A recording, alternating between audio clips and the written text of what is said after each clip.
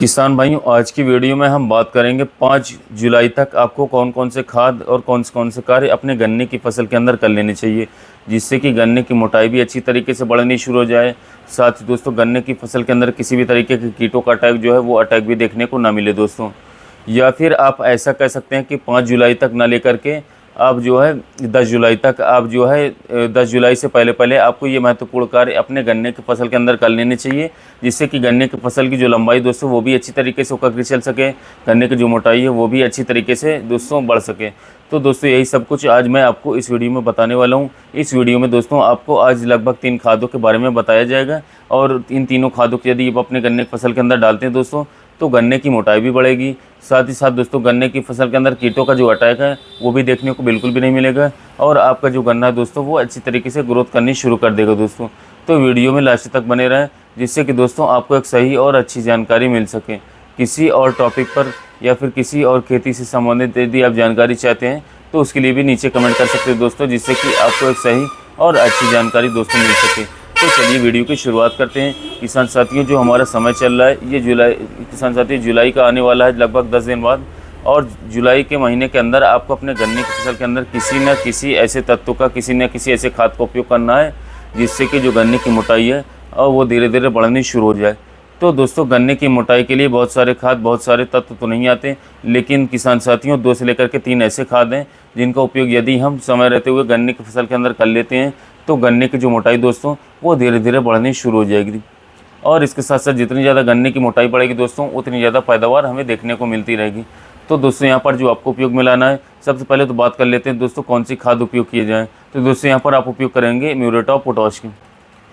Potash दोस्तों एक ऐसा खाद है जिसका उपयोग आप करेंगे तो इससे हमारे गन्ने की फसल की मोटाई बढ़नी शुरू हो जाएगी। एक आता है दोस्तों म्यूरेट ऑफ पोटाश, और दूसरा आता है दोस्तों सल्फेट ऑफ पोटाश, यानी कि NPK 0050 भी आप ले सकते हैं, या फिर दोस्तों म्यूरेट ऑफ पोटाश जो कि हमारी 60% में आती है, जो कि IPL की आती है या फिर इफ़को की भी आती है दोस्तों, इसे भी आप ले सकते हैं। दोनों में से किसी एक का उपयोग आप यहाँ पर कर सकते हैं।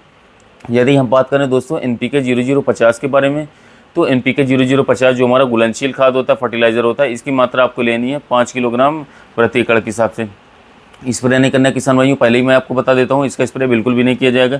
यदि आप स्प्रे करेंगे तो स्प्रे में 1 किलोग्राम से लेकर के 1.5 किलोग्राम की ही मात्रा रखनी होगी आपको। लेकिन यदि आप नीचे डालना चाहते हैं इसे अपने खाद के रूप में, तो किसान साथियों आप जो है इसका चयन कर सकते हैं, और इसकी मात्रा आपको लेनी है दोस्तों 5 किलोग्राम प्रति एकड़ के हिसाब से। ज़्यादा महंगा भी नहीं पड़ेगा, 500-600 रुपये का खर्च पड़ेगा।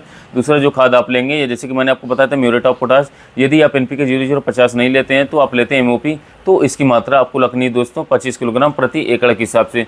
दोनों में से दोस्तों किसी एक का ही चयन करना है आपको, चाहे तो आप SOP का कर लीजिए, चाहे आप MOP का कर लीजिए, दोनों ही बेस्ट रहेंगे दोस्तों, और दोनों ही गन्ने के फुटाव फुलाव के लिए बहुत ही ज़्यादा शानदार तरीके से रिजल्ट दिखाएंगे, वजन बढ़ाएंगे, गन्ने की फसल की ग्रोथ बढ़ाएंगे। इसके अंदर किसान भाई जो आपको उपयोग में लाना है, वो उपयोग में आपको लाना होगा बोरॉन। बोरॉन दोस्तों जहाँ पर आप लेंगे, बोरॉन की मात्रा आपको लेनी है 1 किलोग्राम प्रति एकड़ के हिसाब से दोस्तों। ये नीचे डालने वाली खादों की बात हो रही है, स्प्रे की वाली खादों की बिल्कुल भी बात नहीं हो रही है। तो दोस्तों 1 किलोग्राम यहाँ पर आपको बोरॉन लेना होगा, और बोरॉन को भी किसान भाइयों इसी खाद के अंदर जो है अच्छी तरीके से मिला लेना है।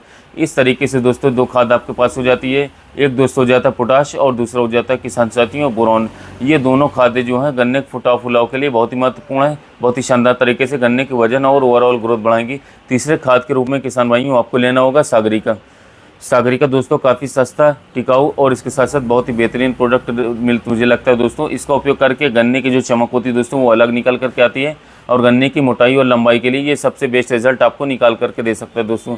इसकी जो मात्रा आप लेंगे दोस्तों, यदि मैं प्रति एकड़ की बात करूं तो 10 किलोग्राम से लेकर के 12 किलोग्राम दोस्तों प्रति एकड़ तक जो है आपको सागरिका की मात्रा यहाँ पर लगाना होगा गन्ने की फसल में। इस तरीके से टोटल ये 3 खाद आपके हो जाते हैं, एक पोटाश हो जाता है, दूसरा बोरॉन हो जाता है, और तीसरा हो जाता है आपका सागरिका। इनके साथ में किसान साथियों आप जो है अपनी इच्छा के अनुसार भी किसी भी कीटनाशक का चयन कर सकते हैं दोस्तों, या फिर यदि अभी आपने कीटनाशक का चयन कुछ ही समय पहले किया है तब आपको इसके अंदर कीटनाशक डालने की बिल्कुल भी आवश्यकता नहीं पड़ेगी। कीटनाशक के रूप में दोस्तों बहुत सारे कीटनाशक मार्केट में बहुत सारी वीडियो में बना करके दे चुका हूँ। किसी भी वीडियो के अनुसार चल करके किसी भी कीटनाशक का उपयोग आप कर सकते हैं जो मैंने आपको वीडियो में दोस्तों बताएं।